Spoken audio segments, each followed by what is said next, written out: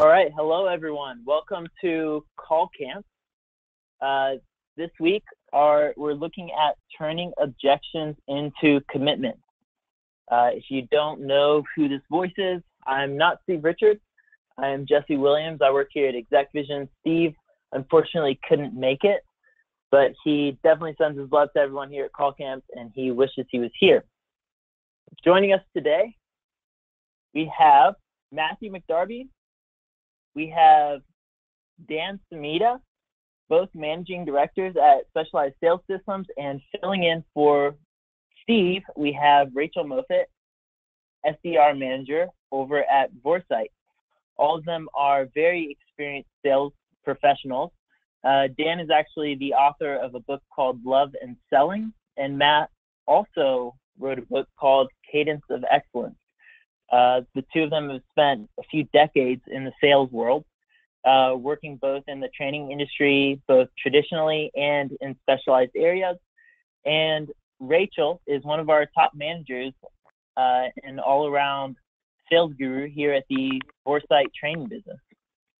So I'm going to hand it over to those guys to take it away for Call Camp. Great, thanks, Jesse. So if you guys have any questions or comments throughout the Call Camp here, feel free to tweet us. Use the hashtag Call Camp, and later on in the webinar, we'll address some of your questions, but feel free to throw them in the feed as they're coming up live. Fantastic. Great. So thanks everyone for the setup. This is Dan. I do have a little feedback on the phone right now.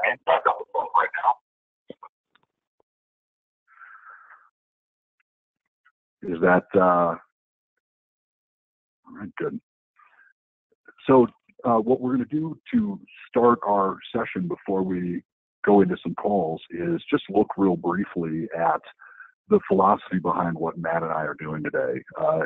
The profession or the discipline of handling objections has fallen, I think, into some disrepair in that our traditional ways of doing it are sort of transparent to customers now. And I don't know about you, but I can tell from a mile away nowadays when somebody's trying to feel, felt, found me, use the feel, felt, found objection management technique on me.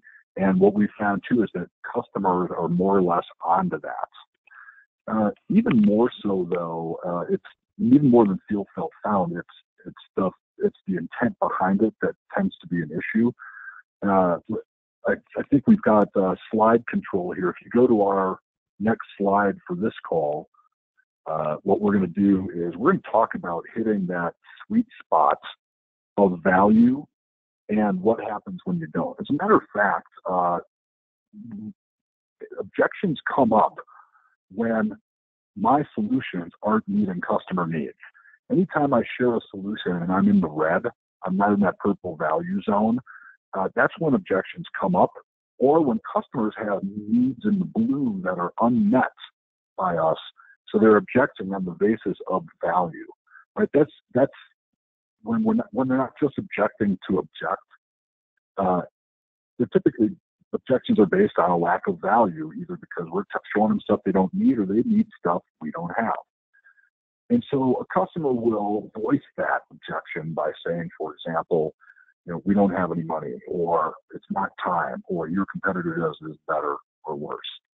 Well, Matt and I are of a piece that by the time it gets to that situation, it may already be too late. And so if you go to the next slide, we're going to share just a couple of philosophical things before we go forward here. The first is when it comes to objection management, earlier equals easier. This is actually a project management principle, and it applies to objection management in every way except, well, I'm going to say it applies every which way. Earlier equals easier all the time when it comes to objection management. For example, the earlier I understand what the objection is, the easier it's going to be for me to manage that. The earlier I hear an objection, the easier it is for me to know what that objection is. However, right, the the earlier I can start doing the right things in my call from a selling standpoint, the easier it's going to be to manage objections because I've been patient in my approach. We believe, if you go to the next slide, that objection management is first and foremost a function of prevention and not response. And how do you prevent objections from happening? Well, it starts by using a consultative process so that you're starting with what customers need and not necessarily what we can provide. If you go to the next slide, we have a model for showing that. Sellers who pay attention to and focus on finding real needs, in other words, they're testing not for just the data that supports their sale, but the desire for change. Right? When those two ingredients are at play, you have a real need. But when I just have data, right, it looks like they're a prospect, and I'm not seeing that desire for change, and I go offering solutions to that, that's when I often create some of my own objections there and get denial, or other forms of objection. So when we talk about prevention, we talk about engaging on needs first before you demonstrate the value of your solutions. In other words, it's finding those needs that enables you to do exactly that and demonstrate the value. If you go to the next slide, then that projects a different approach to handling objections than traditional. If you look at our approach on the board right now, number one, to understand the objection, question it, examine it, to know it. Secondly, find the need within the objection. Every objection has at its core a need. If you can find that, then you can go to step 3, which is proposing next steps based on customer value and the need that they need to meet to go forward. Contrast that then with feel, felt, found for just another moment. If you go back to our next slide, if you go to the next slide, a customer says, for example, we're going to hear in a call later where a customer objects on the basis of, that's not us, it's a global thing. Okay, well, feel, felt, found would suggest that we need to respond with some data on our solutions that overcomes that objection. But just like we have these arrows pointing at each other, rebutting the customer's argument or giving them an alternative position than the one that they just stated is actually a trap, right? It creates a position-based environment where people dig in, and now you're going head-to-head, and you're going to lose as the seller. Notice on this slide, we're saying when you hear an objection, find out first of all, what do they mean by that? Can they flesh that out for you? Can you use the journalist tools of who, what, where, when, why, and how to really understand what that means? I'm in Mexico City today working with a client who's selling English language solutions into K-12 here in Mexico. And it's a common objection. We're not ready for digital solutions, says the ELL coordinator. Now, I just had a couple hours worth of salespeople trying to convince me that it was time versus salespeople saying, well, what does that mean? Right? And how does that jive with the fact that your students are all on their smartphones? And what would you like to do about that, or how do you feel about that?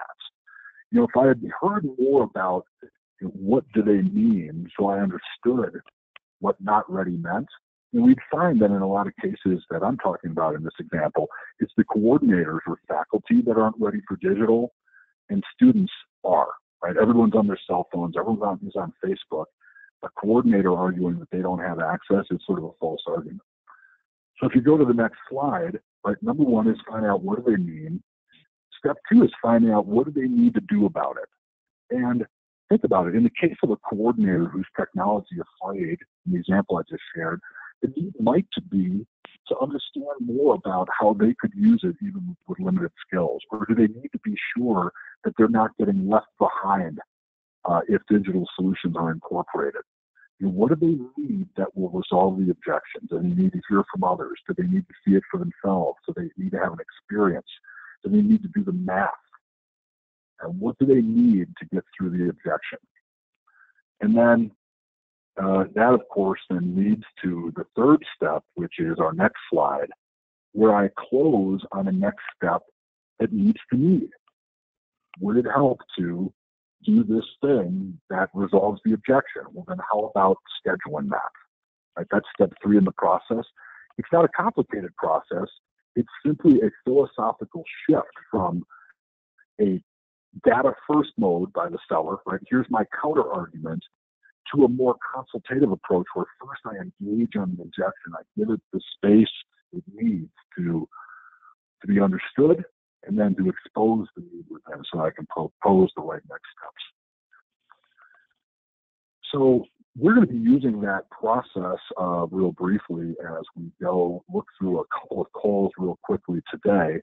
Before we do so, though, Matt McDarby, my partner, has spent a lot of time in the same arena as I have, coaching sellers and sales managers on better objection management. Matt, anything you'd want to reiterate, confirm, or add to what I just said? I think the one point I'd want to reiterate here is, guys, we're talking about focus on the words objection management, right? I think we hear so often, Dan and I, overcoming objections or objection handling. What we're talking about is a philosophical shift to acknowledging the root cause, right? And dealing with them in an appropriate way and trying to get out of this adversarial relationship with the buyer right from the get-go, right? So if we can do things that, to the extent possible, prevent friction between us and a prospective customer, then we should try to do those things.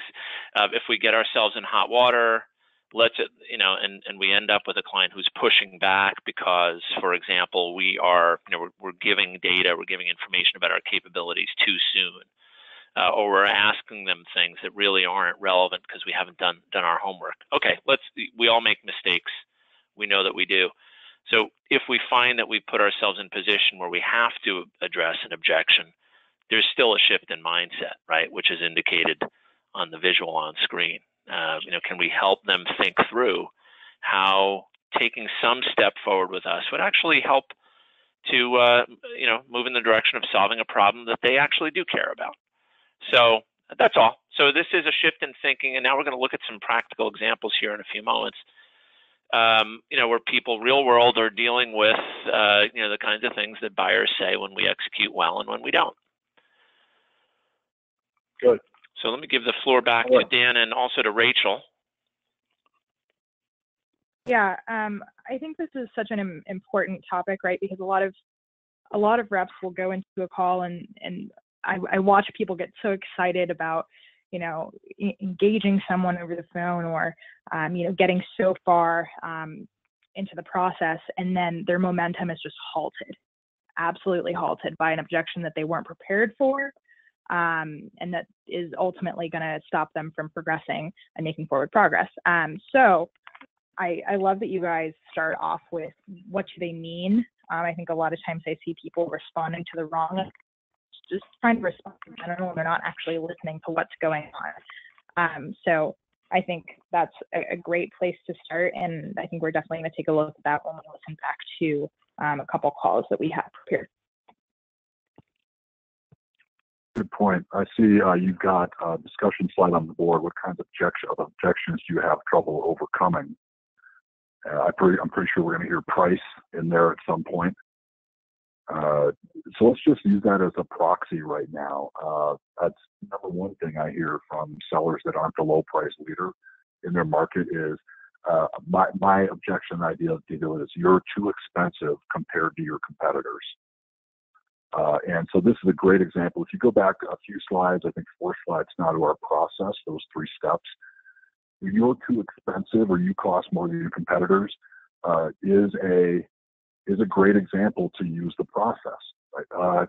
When they say cost, for example, are they talking about initial cost, total cost of ownership, implementation costs, the soft costs involved, or is it purely an invoice price that is the concern here? Right? Secondly, what would they need to see in order to feel comfortable paying more? What would be the killer app or the killer capability where people would be okay with that. Is the price their concern or the concern of others? And do they need help convincing others of the value? Right? So when a seller says, understand, right, we're more expensive than others, you tell me about where the price concern exists, right? Whose is it? How big a deal is it? What would we need to see? Who would need to see it? And can I help you, dear prospect, work our way through that? Like, what about a little bit of ROI calculation? How about would an example of someone getting ROI help? Right? How about us setting up a call with them? How would it help for people to do a little bit more look into the math or to get more of a user perspective? Great. Well, then how about a next step that does that? Any objection is an opportunity to pull your way through.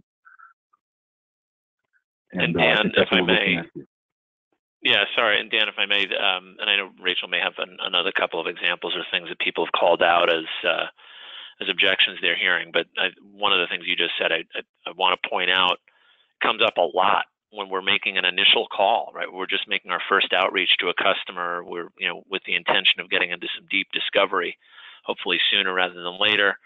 And they push back on the process. And if we take that at face value, we might be missing the fact that what they're really saying is, yeah, I hear you. And it sounds like you actually have something that could be of interest because the problems that you're describing are problems that I have. But God, just the whole idea of making a case and asking for money and going to the senior people and putting together a case to do this, I just don't even want to deal with it, right?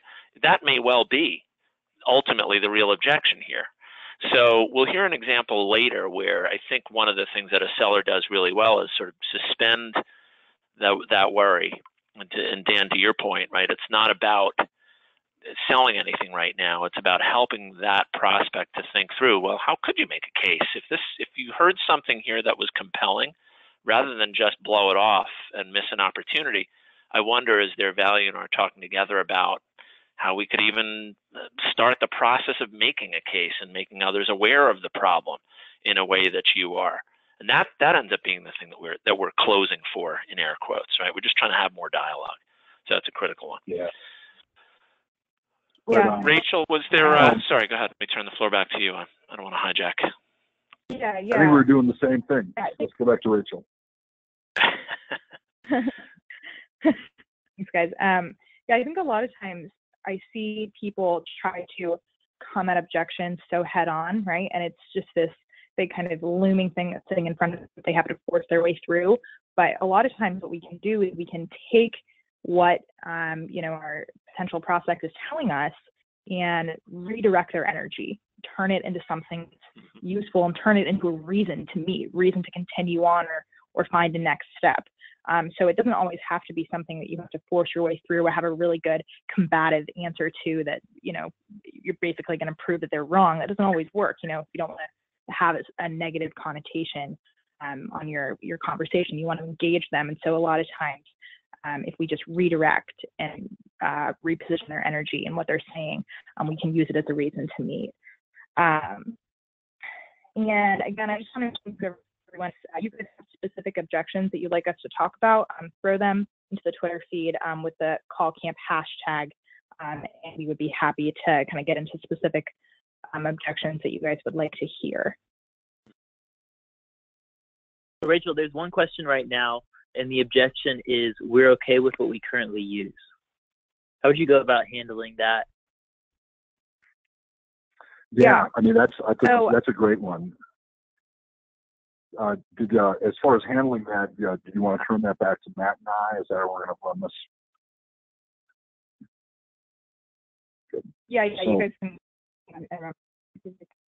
Fantastic. So as a seller, you're always looking for the opportunity to engage. And in this case, the key word there is okay.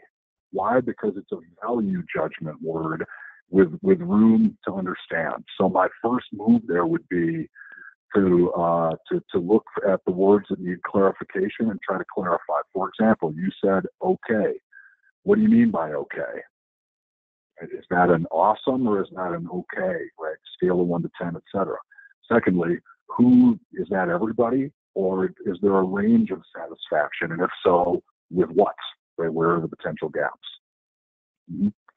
So right away, even with, we're happy with what we have, the customer is giving you an opportunity to engage and understand a little bit more about what they need. Guys, if I can build on that too, I think one of the things that Dan did not do is step into a trap. I think that you could ask. There is one question you could ask in response to that objection that could actually send you down the wrong path, which is, okay, can you tell me about your current solution, right? And just sort of leave it open and give them a chance to justify why they're so okay. So notice that Dan's questions were much more specific than that. Zeroing in on the language they used and not starting us down a path where, okay, now this prospect is going to spend the next 60 seconds justifying the current state, right? We want them to really reflect on what they just said and what does okay really mean. So I think it's, right? I think we've all probably stepped into that trap at least once. I know I have before. And I think what Dan is suggesting is the better part. Yeah, Matt, and really, I think this is where looking at it through the relationship lens does help. I'm a relationship selling guy. I wrote a book called Love and Selling, and the whole premise is that they're analogous. And if you wouldn't do it on a date, maybe not in a sales call. And this would be one of those, right? I'm already seeing someone, says the person at the meet and greet that you're interested in. Would you want to say, well, so what do you like about them? Probably not, right? Would you want to say, I can do better? Not necessarily yet, right? Would you want to found your way through that? Well, feeling may be a part of it, but, going after it at, hey, I can understand you're seeing someone. And, many of my, former girlfriends felt the same way, but what they found is that when they got a load of me, it was a different story. I'm not sure that's working for you. Certainly hasn't worked for me. So, we're trying to stay out of the traditional, right, and get more authentic with, hey, I love what Matt just did too. He sort of disarmed in terms of saying, hey, well, I'm not here to uncouple something that's working, right? If you're happy, as long as you're happy. Yeah, and I think that's something that a lot of people forget too, right? Is almost everyone is going to have something that they're doing or that they think that they're doing. And if we don't take the time to actually figure out what they mean by that, then we're in trouble. And we have a couple good examples of this in the calls that we're going to listen to. So I think we're going to transition to taking a look at those. Great. We have two calls we're going to move to. One where a rep tries to objection handle and does not lock down a next step, doesn't get the commitment, and then after that we're going to take a look at one that does.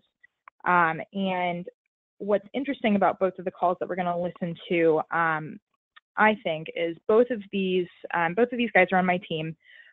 So they are on relatively new clients. So at Foresight, we do outsourced appointment setting. So they call across a lot of different industries. And both of them are on relatively new clients.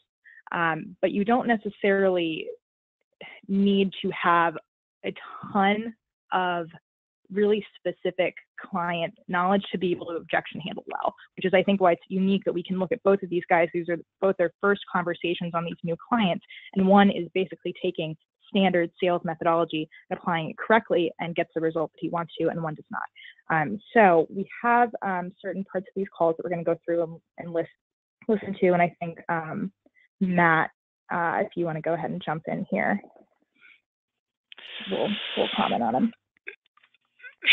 Sure, and Dan and I may end up sort of tag teaming these, but yeah, this is if we can just there are kind of three general areas that Dan and I we had a chance to listen to these a little while ago, and so yeah, let's just jump right in and listen, and maybe we can just stop you at a couple of key points because Alex here I think steps into some predictable sort of traps. Yeah, absolutely.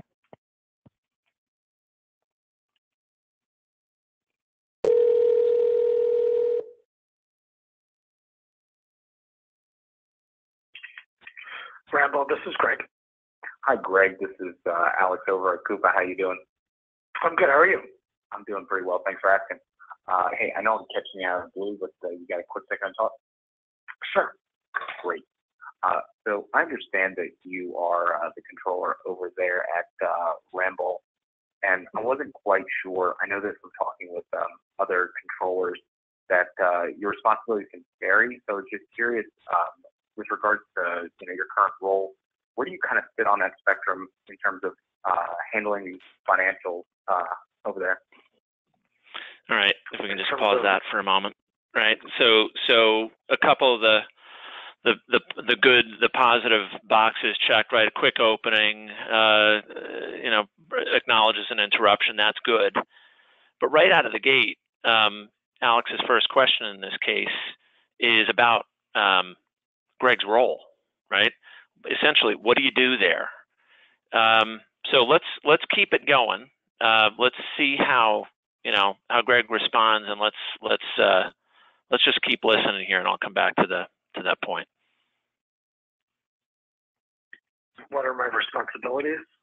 Yeah, so just curious. I mean, I know that from talking with a lot of other financial leaders, controllers can be defined in different ways depending on which level they're at, and I was just curious where you sat. I have direct responsibility for general ledger, payroll, and accounts payable for a U.S. company and a Canada company. And I have oversight of Mexico and Brazil companies as well. I do some consolidation reporting that also includes 20. Okay, so let's just pause here, right? So what we've got is, Greg educating Alex on his role, right? So we're about a minute and a half into the conversation. We can almost see where this is headed, guys, right? These are the very first question out of the gate. Though Alex succeeded at getting the client to engage in some conversation, it's not a particularly valuable exchange for the prospect. And I'm looking for the timestamp here. As the conversation goes on, the questions at that level sort of they persist, right? We're asking him about his role, his areas of focus. We don't really get into the meat of the dialogue and get any real information from this prospect until it's right around that mark that you're highlighting. I think it's almost 3.5 to 4 minutes in, so maybe we'll pick it up there. Sure. That seems like quite a lot of different systems. I'd imagine they're probably not all sitting in like a single view sort of platform. Really what I'm getting at is how you gain visibility into these different systems. I guess I don't know where you're going with your question. If you're trying to sell me some other solution or really just providing more of a service when it comes to these kind of things. A lot of our clients. Yeah, so I want to just comment on the wording that Greg gives us here. He says, I don't know what system, or you might have said software, but we like to think about objections in one of three categories, right? So either one, they're not listening; two, they don't see the value; or three, they're confused and they don't understand what you're talking about. And I love when I hear prospects and analytics, it's not a good outcome for the conversation, but when you hear them say really generic words like system, software, they're not getting specific and they're not actually listening to you. And when you guys, previously, if we're looking back at what you guys were talking about with prevention, how could we have avoided getting to this point right now is, I think, a good question that we're all asking ourselves. Yeah, exactly. Yeah. Alex, right before this moment, we didn't hear it, but the prospect offered some information about current systems. They've got a few different systems in place, and it's just background information. But Alex kind of takes that and responds with a statement that sounds like a statement about our capability, right? Here's what we're doing. And that's why the prospect responds the way in which he does. And this kind of relates back to the colored quadrant that Dan was talking about, that Alex has, he has there's a little bit of data, but on the spectrum of desire here, the prospect is nowhere near the point where he is ready to hear about a solution. And what we end up with is, let me give you some information, to which the prospect responds with, look, I don't get it. I don't understand. And he says as much. Dan, let me bring you in. Anything else on what led to this, or I think what Alex needs to do to pivot? Yeah, you're on target, Matt. The two big things here in the approach are seller-centered behavior on the outset and premature solutions. Yeah. Right. Right, so if we carry on with this one, right? Rachel, do we want to listen to just a little bit further? Because I think there's a little bit more jousting that goes on between these two after that initial objection. So maybe we can just carry on a little bit. I think there's more. Yeah. There's more here. Yeah. If you look at the orange at the bottom, there's all objections right through that highlight there. So maybe if we jump ahead, he's going to start talking about his client and what they do. So if we basically jump to right before that, we'll get a number of other objections. Yep. The challenges you're going to run into is that I have limited responsibility for procuring a service like this because like I said, we are a global company, and I'm not going to be able to provide a global platform for you. And we have some reporting tools and other things that are sort of globally used across the Ramble company, so I'm not entirely sure that I need another service. Okay, no, I get that, and these sort of decisions are really held by those that are oversee in like the parent office. You could be a potential good point of contact, assuming that when it comes to these different reporting functions, when was the last time you guys benchmarked some of that process? All right, let's hit pause there. No. All right, so we have an objection. Do we know what's behind Greg's objection? Right, he basically says, "Look, I'm not the global guy, and it's not my area of focus." And what Alex does in response, though, he asks a question, but really all he's doing is just carrying on with the qualifying. Right, he's just trying to gather more data from the client, and hasn't gotten behind, why is Greg pushing back, right? Does he feel like this is not his area when he says that, that they're okay with the current situation, or if we get the words he used, like, well, why is that, right? What questions could he have asked to drill down and really understand what's behind Greg's pushing back? And predictably, because there's no clarity on that, right, there's really nothing at this point that Alex can say that will overcome the pushback. And so I think the rest of the call kind of goes, it doesn't go a lot better from here. And the underlying cause is we really don't understand why is Greg pushing back in the first place, right? Is he just saying, look, I wouldn't be the one who would have to make the case for this. I don't even want to bother with this because it's not my immediate responsibility. I don't care about this issue, but someone else does. Well, what is it? Right? So, and Alex never really gets there, and the result of the call is kind of predictable as a result. Rachel, Dan, would you guys add anything else here? Because I know we have another call we wanted to review, but is there anything else we would point to that that Alex could have done maybe to turn this in a positive direction? Not from here. I think that's the nail on the head. Yep. Yeah. Okay. All right. So I think what we want to do then is maybe look at the other call, right, and look at how does Palchin in this example address an objection. Let's just cut straight to the objection here. I think my recollection is that there's some good moments up to that 4-minute mark. He's a little slow in getting to the reason for the call, but he does eventually gets the client to understand why he's calling. The client gets engaged, starts answering some questions. Palchin does a good job of demonstrating he understands their problem, lays some names on the prospect so that they understand that other big companies like Boeing and organizations like NASA trust them to solve the sorts of problems that they've revealed to Palchin that they have.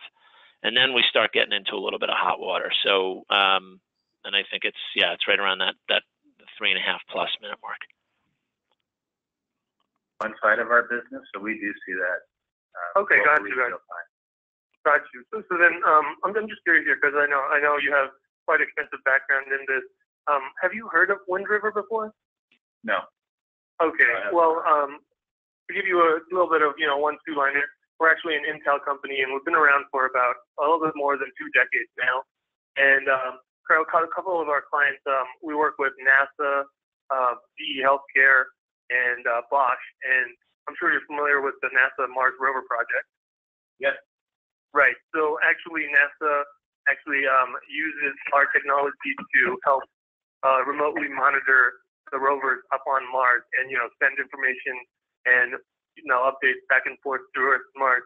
And I know I called you out of the blue here, and I actually have a meeting to run to in a couple minutes here, but the real reason for my call was to actually find a better time when I wasn't calling you out of the blue to just show you a little bit of the reaction from these companies that we worked with and also the work that we have done, especially in this area. Especially, I definitely think it would be beneficial since it looks like you guys are already in the field and looking into it. How are you looking later this week on Thursday for a quick call? Yeah, you know what? Honestly, at this point in time, we're already deep into digital technologies within our own corporation, and truthfully, there's nothing on our radar to go beyond what we've already got in work, and that's really the truth of where I'm going to give you that transparent answer. Oh no, I definitely appreciate your honesty here. If you don't mind me asking, were you part of the team that kind of onboarded this system that you guys have going on right now, or did you inherit it when you? No, I was not. This system was integrated long before I came to this company. Well, I shouldn't say long before I came to the company, but it was before I got involved with that particular aspect of the business. Okay, I think we can pause. I think we can pause there, and then this carries on for maybe another 30 seconds or so, and then we get another pass at Palchin asking for time. I think there's another objection that comes up. But let me just quickly acknowledge, right? So there's a little bit of pushback. Nothing on our radar right now. Palchin carries on. Did he drill down and really understand why he was pushing back, or why this prospect may want to just leave the status quo the way it is? Not really.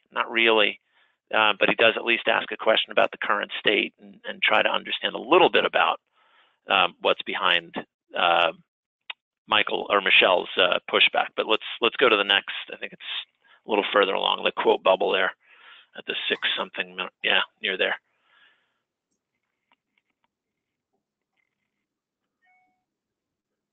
Kind of make you switch right now to whatever you guys are using. It was if anything, to find out more information and create best practices in the industry, especially seeing as it stands right now, only about 15 to 20% of other companies in the industry are actually doing something about remote monitoring. And I know you must be busy later this week, but how are you looking, sometime in April for a quick chat? Looking at April 4th. Actually, April 4th, I won't be available. I'm going to be traveling on the 3rd and 4th of April. Okay. But maybe the week of the 9th. And you know what? To be honest, I'm probably not the right person we'd want to speak to. Oh, so, are you? I'm just because you do oversee the field technical service, right? You work with that. I do, but we're not responsible for the deployment of the tool. We just we monitor. Pause there. Right. No, objection there, right? I'm not the right person. We're not the ones responsible for the deployment of the tool. What does that suggest to us, right? Well, all right. Well, then not just do we need to understand what role they play, but what does Michelle care about? Have we gotten any clarity by this point in the conversation on what is he trying to achieve? What are the outcomes that he is responsible for? Because this would be a critical moment where we might want to, by this time in the call, might be helpful to start speaking to how there would be value in conversation that relates to helping him achieve whatever that outcome is. But we don't know that yet. So that's a little bit of a miss, and why I think Palchin is dealing with the pushback that he is. Dan, Rachel, what observations do you have to this point? Yeah, there's just so much room to be able to inquire more as to who does care and why, and what would he care about and why. So a lot of green field there for someone who's thinking of it from the standpoint of, I need to engage and understand the objection and the needs behind the objection before I just go saying more stuff. Yeah, what we're hearing is it's Palchin persisting and closing on the meeting, but it's clearly a missed opportunity there. Yeah, and I think this is a classic one that we hear. You know, I'm calling up someone who's ultimately going to be the end user, and so, you know, they're giving me the objection that they don't implement tools, right? And I think largely we could look back at what Palchin has said previously that would lead Michel here to understand where he fits into the picture. And clearly by the objection he's giving us, he doesn't understand where he fits into the picture and why he would be part of the solution right now. Even though Palchin knows, you know, he's the guy that he wants to reach and he wants to schedule a meeting with. So it just goes back to what you guys were saying before about prevention. Yeah. I think, I mean, just speaking to what we hear a little bit later, we don't have to play it all, but, you know, this prospect, you know, very patiently kind of continues with his pushback. And I think Palchin does a good job of reading the fact, look, this guy thinks I'm trying to close him on something and I'm not. I really am just looking for dialogue because I think Palchin realizes that this is a user, right? This is probably an influencer, somebody who will use the solution, but not a decision maker. And definitely somebody who's saying, look, this isn't our responsibility or it's not our role to decide on things like this. So a lot of the, you know, the next, whatever, minute and a half of the conversation is about trying to get Michel to just agree to take a meeting, right? So it's a little bit still seller focused. Palchin, you know, he's saying things like, look, you're clearly the person I want to talk to. You're the right person I want to talk to. I'm really intrigued by what you said, and we should be talking with you. Eventually, I think he kind of wears this prospect down in a positive sort of way. I think there's one more objection that's out near that last quote bubble. It's out past the 850. Yeah, it's in that range, where he asks again. At this point, the Michel in this example is a little more pliable and it seems open to meeting.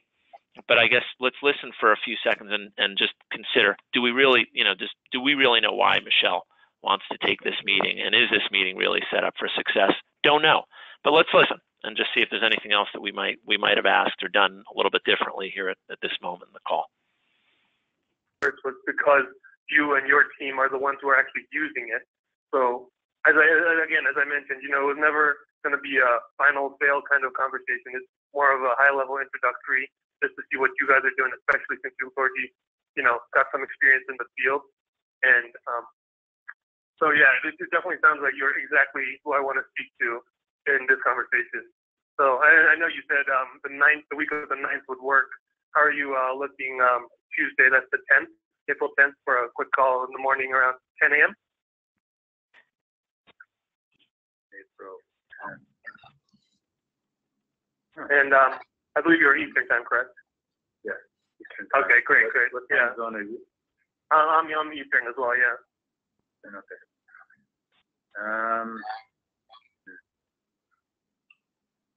Something's weird here. Okay, so in this moment, guys, we can just pause that. Let me just a couple of really quick points. And Rachel, I'm particularly intrigued that you're knowing this is your team, right? That you know, what we're hearing is the prospect is getting ready. He's breaking out his calendar. He's having a little trouble finding the date, but he seems open to having the conversation. So Palchin has at least gotten to a point where he realizes, okay, he's not going to pitch me on something. But you know, ultimately, the thing that I think my sense is the outcome we're really going for here is not just scheduling a meeting, but having a meeting that prospect is actually going to show up to, right? So the last minute or so of the conversation is largely about, you know, getting the meeting booked. And so we could say, look, objection handled, I suppose, right? Box checked, objection handled. The client has agreed to the meeting. But if we look at, you know, like Dan said earlier, like it's much better if we can prevent objections, prevent pushback earlier in the process rather than late. We're at the 10-minute mark in this call, and as we listen to it, I'm not exactly sure that this is a prospect that he may post for the next meeting, he may not. Is there more that could be done to understand what this person really cares about? Could Palchin ask questions, along the way, early, preferably, to confirm the outcome that Michelle wants to achieve? Yeah, maybe. And I think that's one of the biggest opportunities. Despite the fact that you're in the meeting, which is a good outcome, there's still more that he could have discovered. So even in cases where we're earning the meeting, I think we can, if we're reflecting on our process and thinking, are we really going about this in a client-focused sort of way? Are we really empathetic and trying to understand their situation? In our best moments when we're doing that, not only do we book meetings, but these prospects actually show up and know why they're there. I wonder in this case, in the case of Michelle, is he going to post? And is he going to be really clear about what's expected of him in that next conversation? So that's just my final observation on how this call went. Rachel, I don't know if you have any other insight on this or anything else that you would point out. Yeah. With regard to how this one turned out. Go ahead. Sorry. Yeah. I think your point is very valid. Of we can push our way through an objection and we can be persistent. Persistence does pay off, of course. He ends up getting the meeting here, but the question is, is he going to show up? We can handle the objection. We can lock down a commitment, but are they actually going to show up to that commitment? And I think a lot of that comes from the value that we're building for the prospect, right? So I think where Palchin missed an opportunity in the way that he objection handled is coming at it from his perspective. I know that I'm speaking to you for a reason. I know that you're the right person, rather than telling him why other people in his industry have found it valuable to meet. People really respect their peers in the industry and what they have to say. Palchin is calling this guy up who he's never met before, and he probably doesn't care what Palchin has to say on his opinion about why Michelle is the right person to speak to. But what he would care about and what might get this meeting to stick is why other people have taken that meeting and why they've seen value. And I think that was an area that he could have improved on. Absolutely. Agreed. So do we have any more to say on this? Dan, was there anything else to say on the Palchin call? No, I think it's just a matter of going again back to philosophy and process, right? Am I going to argue my way through an objection, or do I need to pull my way to a next step? That leads to the process. Understand the objection you're hearing, find the need within, and then propose next steps that will work through the objection. Yeah, and that was that 3-step process, Rachel, that we had on screen earlier. So for those watching, they may want to jot that down or make note, because that's really the critical thing that Dan was making reference to. That's it. Absolutely. Right. Okay, great. Well, I think we do have a couple of objections that have come in. We can either go to takeaways or we can discuss some specific ones now that we've had a couple people ask us over Twitter. What are you feeling? Why don't we hit a couple real quick before we go? Okay, great. Let's see. So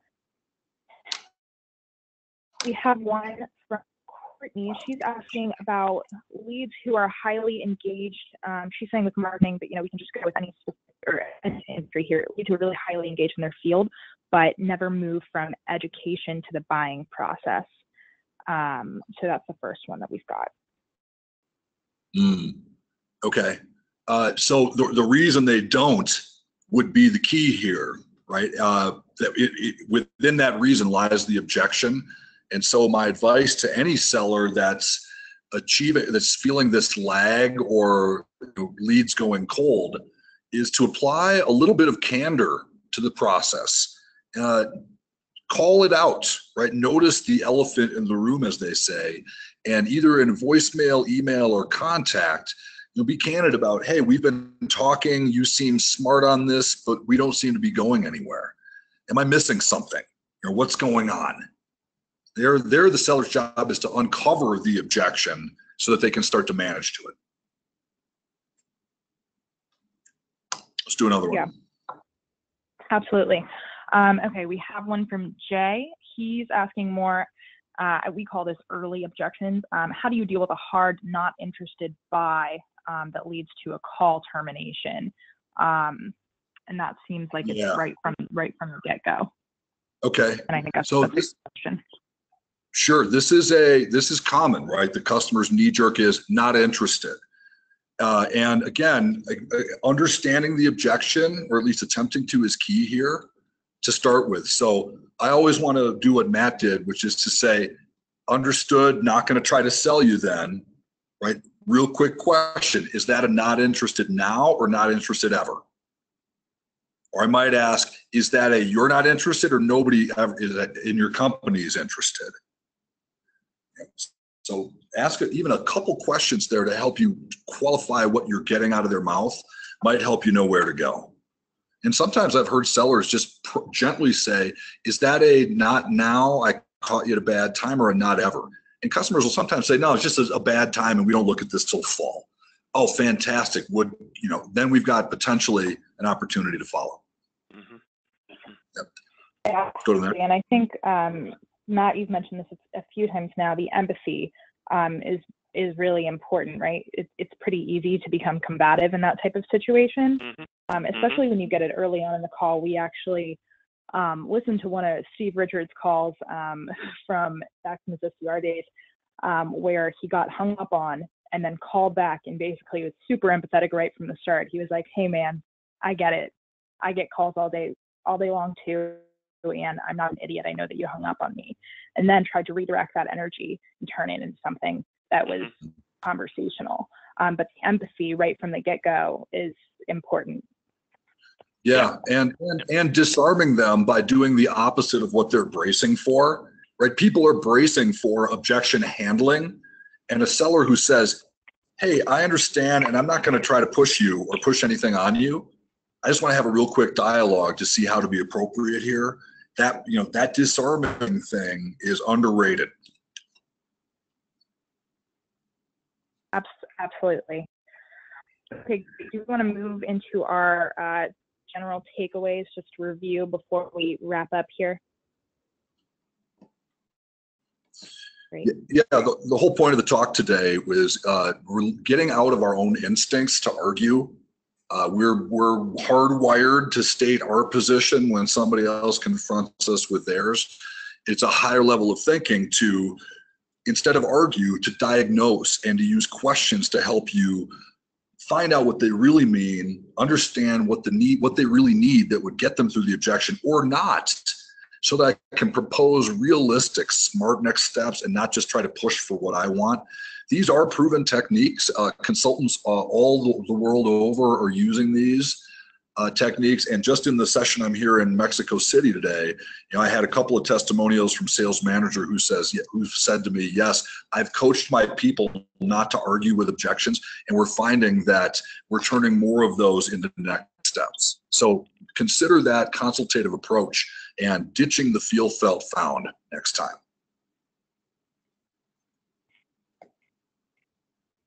Yep, absolutely. Matt, do you have anything else to add there? No. Other than I would just say thank you to the team, and thank you, Rachel. I know you had some big shoes to fill today in Steve's absence, so we appreciate you guiding us along and asking great questions and keeping us on time.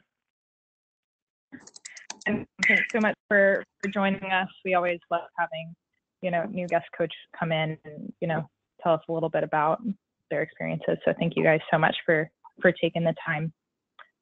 Jesse, do you have any last things before we wrap up here? No, that's it. For those of you who want to hear a little bit more of Dan and Matt's expertise, I'm sure you can check out their books, Love and Selling and Cadence of Excellence. Matt and Dan, those are on Amazon, correct? Yep. Yes. Yeah, so head over there and check them out. We'll be sending out the video if you missed anything shortly after this. So have a great week, guys. Thanks, everyone. Thank you. Thanks, guys. All right. Bye, guys.